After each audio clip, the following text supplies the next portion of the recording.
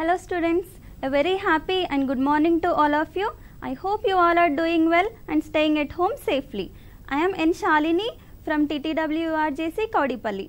Before going to start my topic, I would like to share a small incident with you all which happened recently at my home. I have a daughter, she is 5 years old, and due to this COVID-19 pandemic situation, I always insist her to wash her hands frequently. In the starting days, she used to ask me, "Mama, why should I wash my hands that much frequently even though my hands are so neat and clean? See my hands, how neat and clean they are, even though you ask me to wash my hands. Why, Mama?" she used to ask.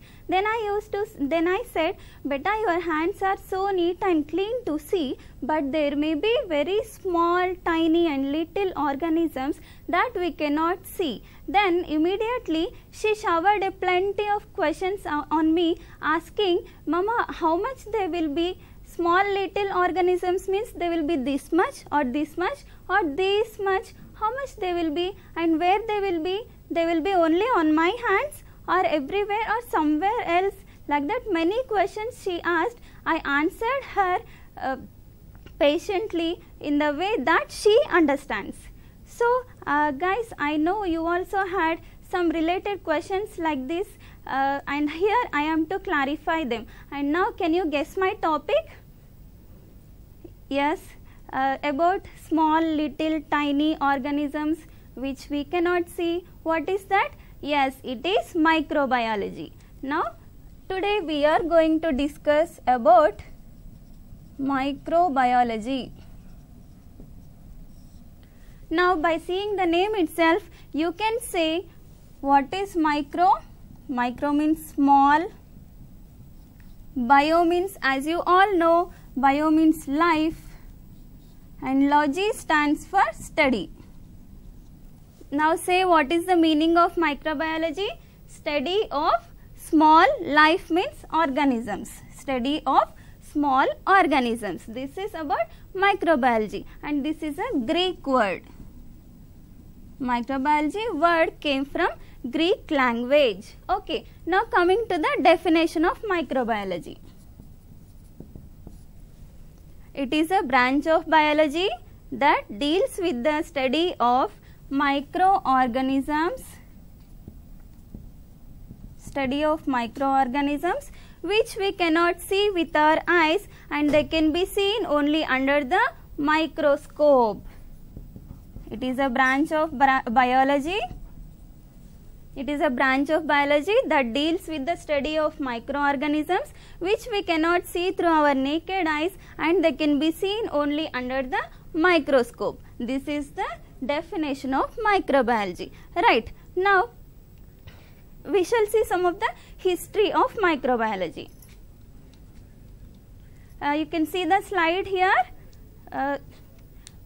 For the history of microbiology, you have to know about one great scientist. His name is Anton van Leeuwenhoek. Who is he? He is the father of microbiology. Due to his vigorous work done in the field of microbiology, he is considered as the father of microbiology. He discovered a world of invisible creatures, and he called them as animalcules. He also discovered many microorganisms which he cannot see, which he couldn't see with our naked eyes, and he saw them through the microscope that he created.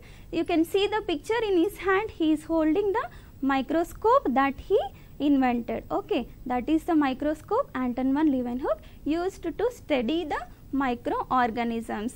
This is the history of microbiology. Now let's see some of the examples of microorganisms. What all the animals come under microorganisms? A widespread simple life forms like protozoans, microscopic algae and fungi, bacteria and viruses. These all are very small, which we cannot see through our naked eyes. So they are called as microorganisms and they can be seen under the microscope, and the study of these organisms is called as microbiology. Right, understood? So today in our session we are going to study the detailed versions of bacteria and viruses. Right, first let's start with the bacteria.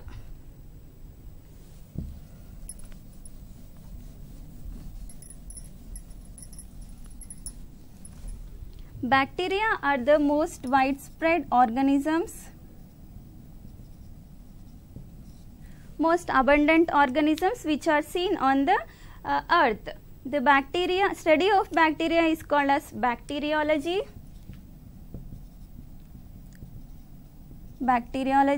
And who is the father of bacteriology? Louis Pasteur. Louis Pasteur is considered as the father of bacteriology. Right. So here under the bacteria topic we are going to discuss about the morphology of bacteria. Okay, morphology of bacteria, cell structure of bacteria, reproduction of bacteria, and importance of bacteria to the human beings. These are the topic we are going to discuss under bacteria today. Right. First let's start with the morphology of bacteria. In morphology of bacteria we are going to study about the size and shape of bacteria. Right. As I already said, bacteria are very small in size and they can be seen only under the microscope. They are microscopic organisms. Majority of the bacteria lie under the range of 2.0 micrometers to 5.0 micrometers in length and 0.5 micrometers to 1.0 micrometers in breadth. In this range only the bacteria size will be there. And the smallest bacteria you can see in the slide, the smallest bacteria is Mycoplasma. It is generally seen in the detritus and waste matter, and the largest bacteria is Thiomargarita. It is generally seen in the oceans. So this is the size of bacteria. Now let's see the shape of bacteria. Generally bacteria has 4 shapes. How many shapes? 4 shapes. They are spherical, rod shaped, spiral and comma shaped. These are the 4 general shapes of bacteria. The spherical bacteria are also called as coccus, rod shaped, and these are round shaped. As the name indicates, spherical means round, right? Rod shaped are also called as bacillus. These are rod shaped as the name indicates again. Spiral are also called as spirillum. These are wave shaped like this, and comma shaped are also called as vibrio. These are shaped like a comma, right? These are the 4 general shapes, and there is another form of bacteria. It is called as pleomorphic form. Pleomorphic form of bacteria is the bacteria that keeps on changing its shapes depending on the environment and depending on the available nutrients. The bacteria keep on changing its shape. It is called as pleomorphic form, and example for this is Acetobacter. Acetobacter is the example for pleomorphic form. Now depending on the arrangement of the cells and depending on the number of cells, the coccus and bacillus are again of different forms. Now let's see the different forms of coccus and bacillus in detail.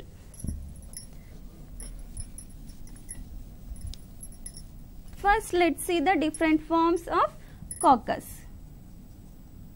As we all know, coccus means round shaped cells, right?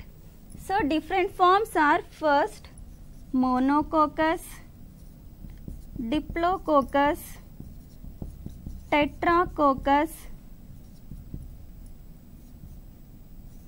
Streptococcus, Staphylococcus, and the last one is Yersinia. Monococcus, now you have to tell me. Monococcus means coccus is round shaped, mono stands for single cell, so monococcus is single round shaped cell, right. Diplococcus, a pair, that is two round shaped cells which are arranged side by side. Tetra, a group of four cells. Strepto means a chain of cells which are arranged in one single row. Staphylo means a bunch of irregularly shaped, they are called as Staphylococcus. Yersinia is a group of 8 cells that are arranged in the form of a cube. So you can see the slide here. Here you can see the different coccus bacteria, Monococcus, Diplococcus, Strepto and Tetra, Staphylo and Yersinia in a clear manner. In the same way, next we have to see the Bacillus types. Bacillus also there are 3 forms, Monobacillus, Diplobacillus and Streptobacillus. Monobacillus, as we all know, mono means single, bacillus is rod shaped, so monobacillus is single rod shaped cell, and diplo 2 cells and strepto a chain of cells arranged in a single row. This is about the size and shapes of bacteria. Now this is the morphology. Now let us move to the bacterial cell structure, right. Bacterial cell structure, you can see over there, the picture is very clear. The bacteria are unicellular prokaryotes and these are not having these are not having the membrane bound nucleus. So here the outside, the outer layer, you can see here the capsule is present, it is jelly like layer, and that jelly like layer helps the bacterial cell to attach to the surfaces, and next to the capsule there is cell wall. Inside the capsule cell wall is present. The cell wall protects the cell from physical damages. Next, plasma membrane is present. The plasma membrane acts as the selective barrier. Inside the plasma membrane you can see the cytoplasm. In the cytoplasm cell organelles like ribosome, DNA, that is nucleoid, and plasmid are present. The ribosomes helps the bacteria for protein synthesis, and nucleoid is the genetic material of the bacteria, that is DNA, circular DNA. And next, plasmid is present, you can see. So in all the bacteria there is DNA nucleoid, that is genetic material is present, but only in some bacteria there is plasmid. Remember the word plasmid, it is going to play an important role in reproduction process, right. This is about the cell structure, and here you can see the small hair like structures, they are called as pili. This helps for the attachment of the bacteria, and next here you can see the long hair like structure, that is called as flagellum. So flagellum is the hair like structure and it helps in the movement of bacteria from one place to another place, wave like movement of the bacterium. So depending on the arrangement and number of flagellum, the bacteria are again classified into different types. So we shall see the classification of bacteria on the basis of flagellum. Flagellum means it is the hair like structure that helps for the wave like movement of the bacterium from one place to another place, and depending on this, Atrichus, Monotrichus, Lophotrichus, Amphitrichus, and last one is Peritrichus. These are the 5 types of bacteria. Atrichus means, again you have to tell with me, Atrichus is, trichus is the hair like structure, right. Atrichus means, assume this is the bacterial cell, Atrichus means there is no flagella, flagella is absent. Monotrichus means single flagellum. In the slide you can see the single flagellum, that is monotrichous bacteria. Next, Lophotrichus. A tuft of flagella or a bunch of flagella are present only on the one side of the bacterium. Amphitrichus, single or many flagella on two sides of the bacteria. Okay, two sides of the bacteria. Next, Peritrichus. In Peritrichus, the flagella are distributed all over the cell body. Right. These are the 5 types of bacterium depending on the arrangement and number of flagellum. This is the cell structure of bacteria. Now let's move to the reproduction of bacteria. Right. Reproduction of bacteria. Reproduction in bacteria takes place in 2 ways: asexual reproduction and sexual reproduction. Asexual reproduction takes place through binary fission. You can see in the picture, binary fission is very clear here. Here what happens? One single bacterial cell divides and gives rise to 2 genetically identical daughter cells. What happens? Single cell gives rise to 2 daughter cells. That is binary fission. See, in the first step what happens? The nucleotide, that is the DNA, elongates, and in the next step it divides into 2 and the septum is formed in between the cell, and the septum elongates and finally divides the cell into 2 daughter cells, that is 2 genetically identical daughter cells. This is about the binary fission. Next we shall see the sexual reproduction. In bacteria, true sexual reproduction is absent. That is, formation of gametes and the fusion of gametes is absent. But the essence of sexual reproduction, that is transfer of DNA from one bacterial cell to another bacterial cell, takes place. So, we can consider this as sexual reproduction only. So, here in bacterium, sexual reproduction takes place in 3 ways. First one, conjugation. Next, transformation. And last one is transduction. We shall see all the 3 ways in detail now. First one, conjugation.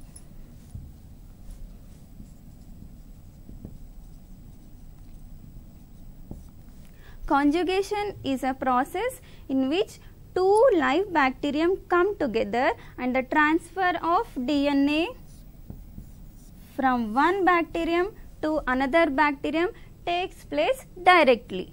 Here, to perform this conjugation process, the bacterial cell requires a special apparatus known as pilus or sex pilus, or it is also called as conjugation tube.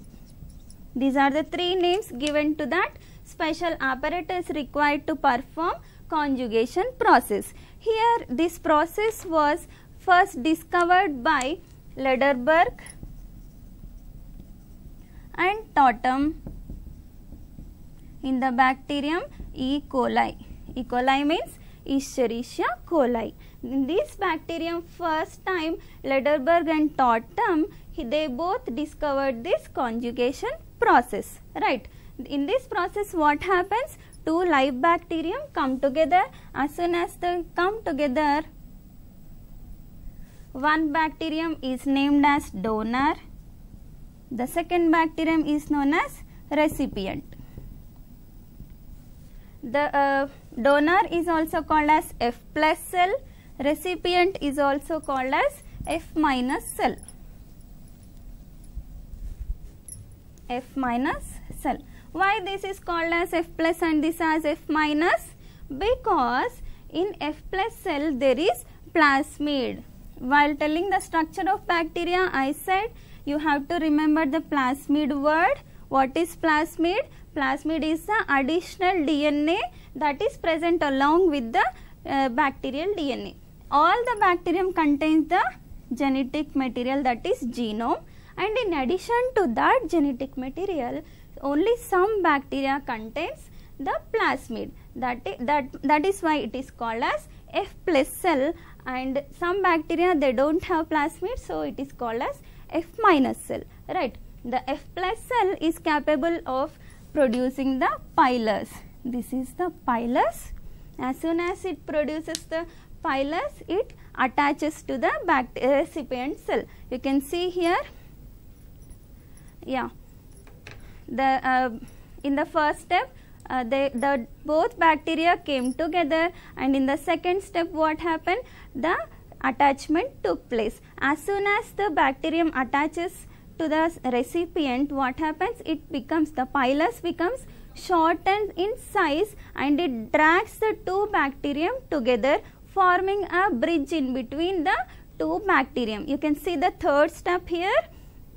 In the third step what happened, two bacterium came together, came close, and the bridge is formed between the two cells. This is the important step. Here what happens, in this step the plasmid replicates. What is replication? Replication is nothing but, in simple words, replication is nothing but forming a Xerox copy, right. For this replication process, two enzymes helps. What are they? Relaxosome and transferosome. These two enzymes help for the replication process. The newly formed plasmid goes into the recipient cell, and now both the cells are having, see in the fourth step, both the cells are having plasmid. One is the bacterial genetic material and another one is the plasmid. Newly formed plasmid moved to the recipient cell, and now both the cells are having plasmid, so they have become new donors, right. This is about the conjugation process. Now let's see the transformation process. Transformation process was first discovered by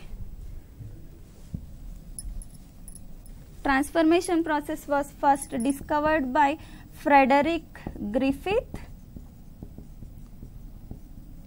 in the bacterium Streptococcus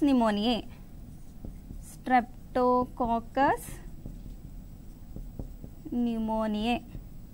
In this bacteria, the transformation process was first discovered, right. This is the process of uptake of DNA fragments from the environment and expression of that genetic character in the bacterial cell. Okay, uptake of naked DNA fragments from the surrounding environment and expression of that gene or that genetic character in the recipient cell. This process is called as transformation. Now next let's see the transduction process. Transduction process was first discovered by Lederberg and Zinder in the bacterium Salmonella typhimurium.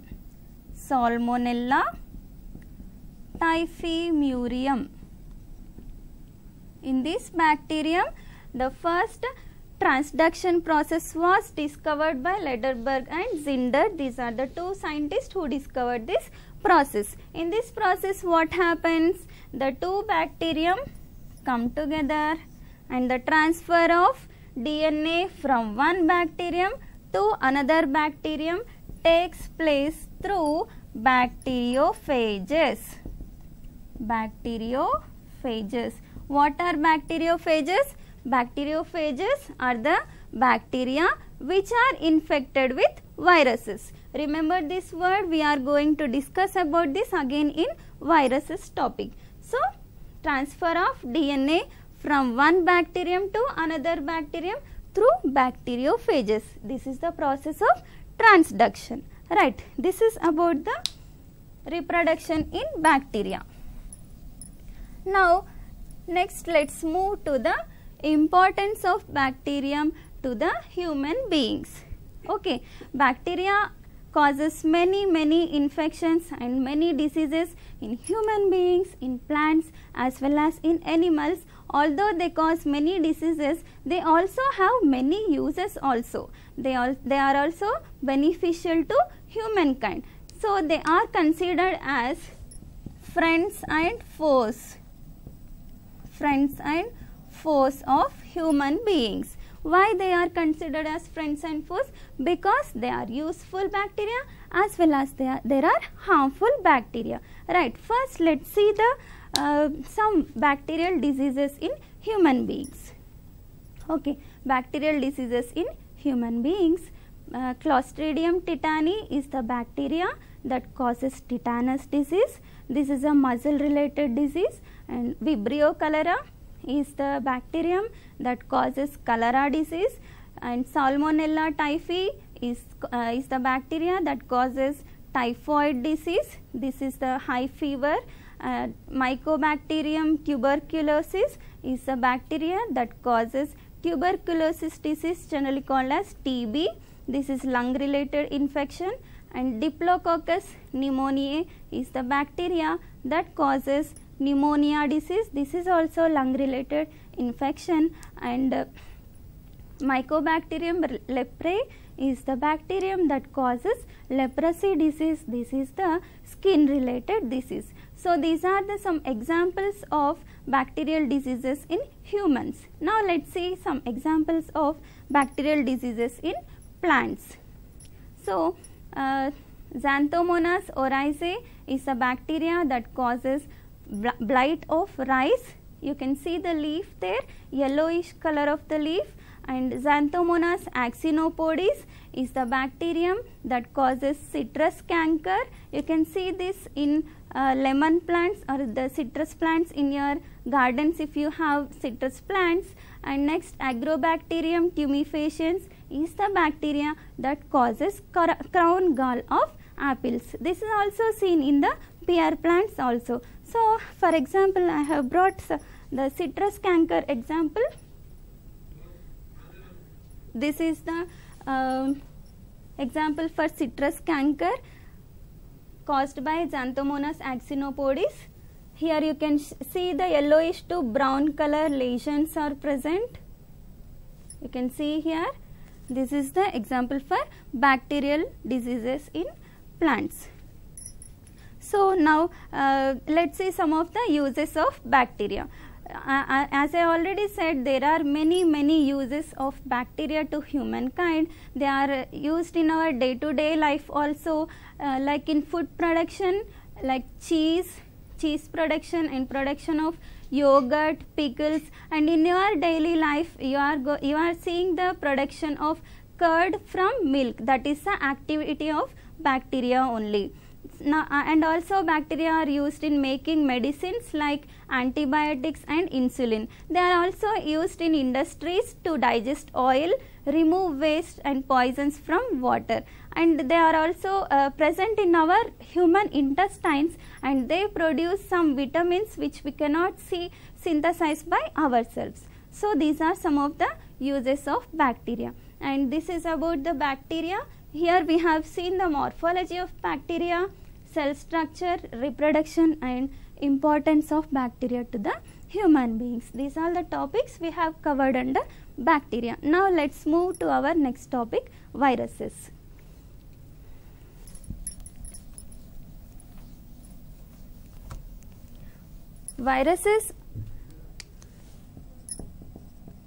Viruses are the unique group of biological entities. They are known to infect each and every type of cell, including protozoans, plant cells, animal cells, and also human beings. By listening the viruses, I know you all remembered about coronavirus. Yes, we are going to discuss about that too, but before going to that, we shall know actually what are viruses, right? They are they infect each and every type of cell, so they are best described as infectious particles, right? They are also called as obligate intracellular parasites, means the viruses can reproduce or they can multiply only if they invade a particular host cell. Otherwise their lives ends there only. If they go into a host cell, they will reproduce and they will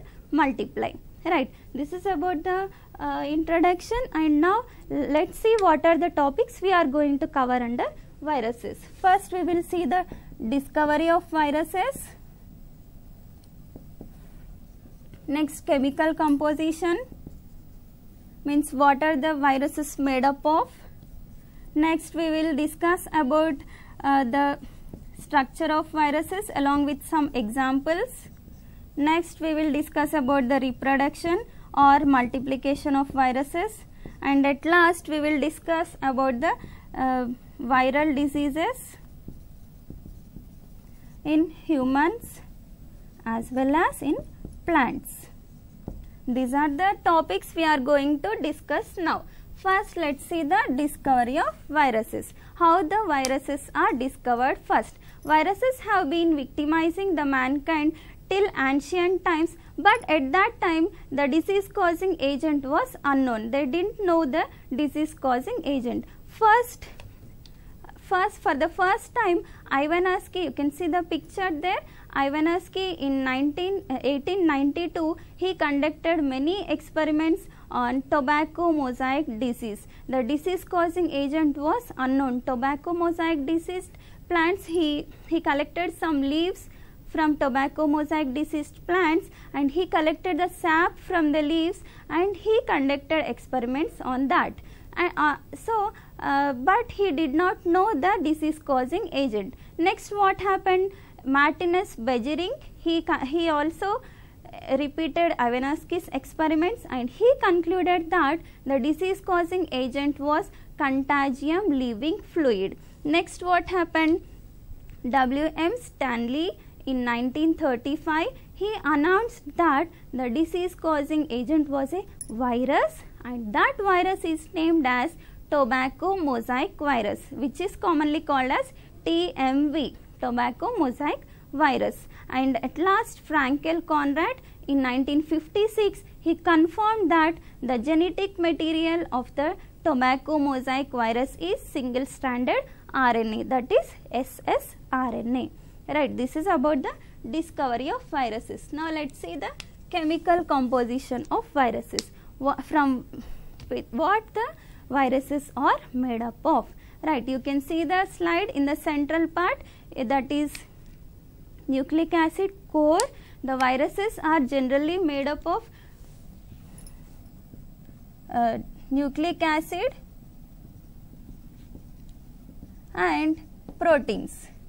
Viruses are generally made up of nucleic acids and proteins. They have two main components, that is core and capsid. Core and capsid. In the picture, the central part is the nucleic acid, that is DNA, that is called as core, and surrounding the core you can see the many protein particles. It is called as capsid. It is made up of many subunits, protein subunits. It is called as capsomeres.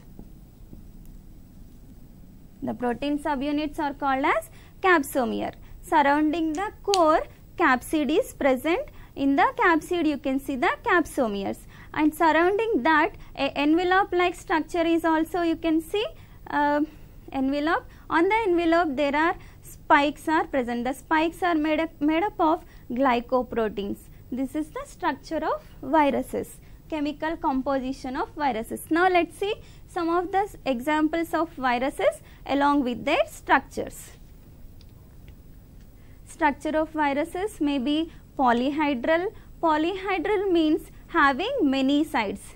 See, you can see in the picture they are having many sides. Examples are herpes virus and poliovirus. Next, helical viruses. Helical viruses means they are having rod shaped structure, elongated or rod shaped structure. Example for this type are rabies virus and tobacco mosaic virus. We shall see the structure of tobacco mosaic virus in detail. Here in tobacco mosaic virus, you can see the central part like this. It is called as core. This is the core of the virus. This is made up of a single stranded RNA. This is made up of single stranded RNA and 2130 nucleotides, right. This is the central part. It is the DNA, RNA, that is genetic material, called as core. Surrounding that you are having protein subunits, that is called as capsid. These are made up of 6500 protein subunits called as capsomeres. So, this is the structure of tobacco mosaic virus. You can see once again in the picture, that is the tobacco mosaic virus structure. You can see the central part, it is core, and surrounding that many capsomeres are arranged in helical manner. This is the structure of tobacco mosaic virus. Next, measles virus. These are having envelope and there are glycoprotein projections which are called as spikes. These spikes helps the virus to attach to the surfaces or to attach to the host cell. Next, coronavirus is also same. It is also having the glycoprotein projections which helps the virus to attach to the host cell. Next, the structure of bacteriophage. This the bacteriophage structure is having complex complicated structures, so these are called as complex viruses. Complicated structure means it is having two parts, head part and tail part. In the head you can see the polyhedral symmetry and in the tail part you can see the helical symmetry, that is rod shaped. In the head part there is core, that is DNA is present, and along with that capsomeres are also present. And in the tail part you can see the head and tail are attached with the neck or collar, and in the tail part you can see the sheath. At the corner of the sheath and at the end of the sheath you can see the basal plate, plate like structure which is called as basal plate, and at the corner of the basal plate the long tail like fibers arise, 6 in number, and they are called as tail fibers. With the help of the tail fibers, the virus attaches to the host cell, a particular host cell it is going to attach, right. This is the structure of bacteriophage. Now, this is about the structure and some examples. Now, let us see the reproduction of viruses, reproduction or multiplication of viruses. As I already said, the viruses reproduce or multiply only if they invade a particular host cell. So, they are called as obligate intracellular parasites. If they go into a host cell only, they are going to multiply or reproduce. So, here we shall take the example of bacteriophage reproduction. Bacteriophage multiplication. The bacteriophage multiplication takes place in two ways. First one is lytic cycle, next lysogenic cycle. We shall see the two types of multiplications in detail. First, let us see the lytic cycle. Here we are taking the example of virus as bacteriophage and the host cell as bacterial cell. So, here it is a 5-step process. In the first step, what happens? Attachment takes place. The bacteriophage attaches to the bacterial cell. The bacteriophage comes near the bacterial cell and attaches to the bacterial cell. This is the attachment phase. In this, the bacteriophage is having tail fibers. With the help of the tail fibers, attachment takes place. Next step is penetration. In penetration, what happens? The bacteriophage DNA penetrates into the host cell, that is bacterial cell. Phage DNA penetrates into the bacterial cell, right. For this, the tail sheath is there, no, that helps for penetration process, right. It helps, it acts like a syringe and it helps in piercing the cell wall and entering the DNA into the host cell. This is penetration. Now next we shall see the biosynthesis. Next step is third step, biosynthesis. The phage DNA replicates and phage proteins are made. Here what happens? The phage DNA that will replicates, means replication takes place, and the phage are produced, the parts of the phage are produced separately. Next step, maturation. In maturation what happens? The new phage particles which are formed in the previous step, they are assembled here, means they get assembled to form a new bacteriophage, that is called as virions. The newly formed bacteriophages are called as virions. Here the time period between the attachment, means the first step, and maturation, means the fourth step, the time period between the attachment and maturation is called as eclipse period. Eclipse period, right.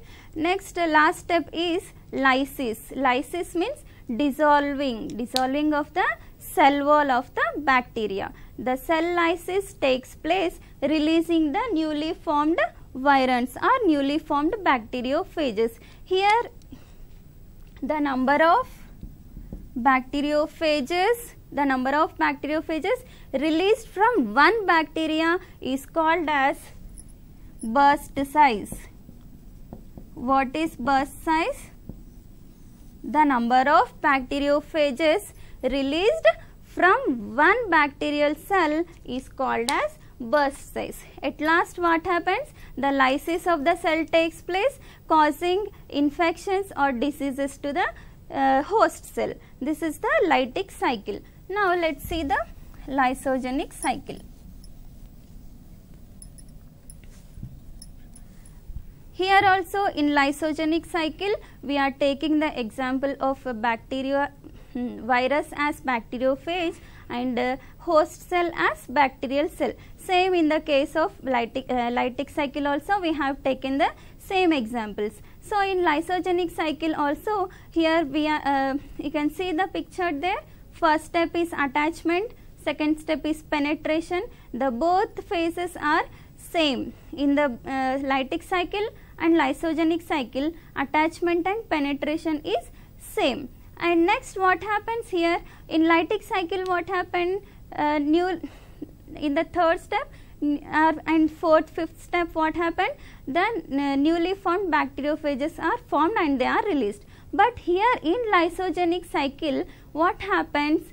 In the third step you can see there, you can see in the third step incorporation of genetic material takes place. In second step, penetration, the DNA penetrated into the bacterial cell. Next what happened? The penetrated DNA, it gets integrated with the genetic material of the bacterial cell.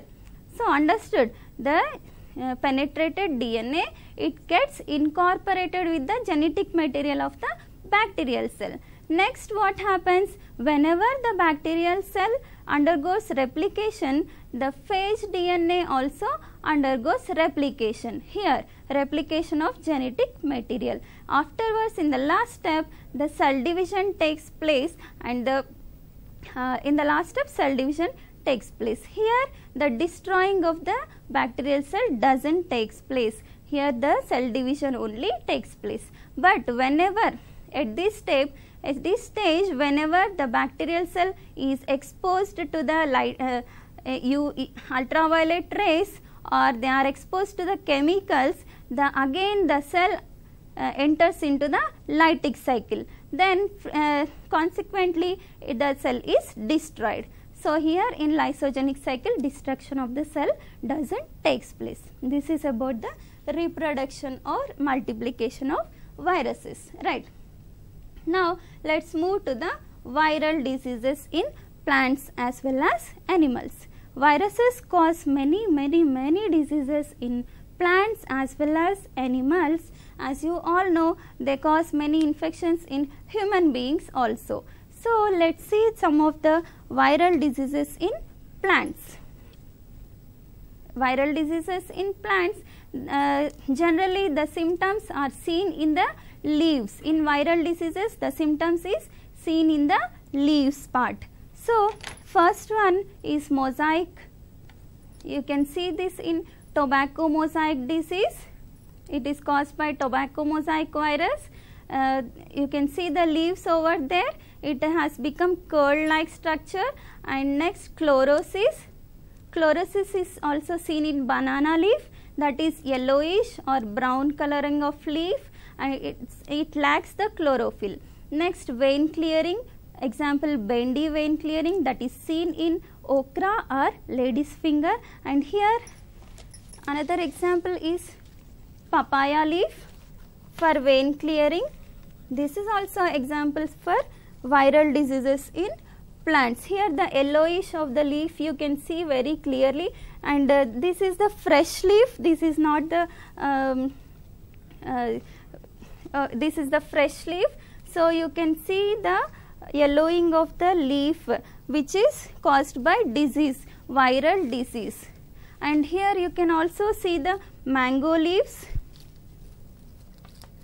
black color spots on the mango leaves. This is also example for viral diseases in plants. Can you see it? Black color spots on the mango leaf is also example for viral diseases. And next one, swollen shoot of cocoa. Here the shoot becomes swollen.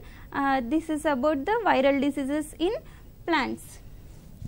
Now let's see some of the viral diseases in animals or human beings. Now let's see the viral diseases in human beings. Viruses causes many infections and many diseases in human beings. For example, they cause common cold, smallpox, chicken pox, flus, etc. Although many diseases like this, they are not they do not lead to death, but there are some diseases like rabies, Ebola and AIDS.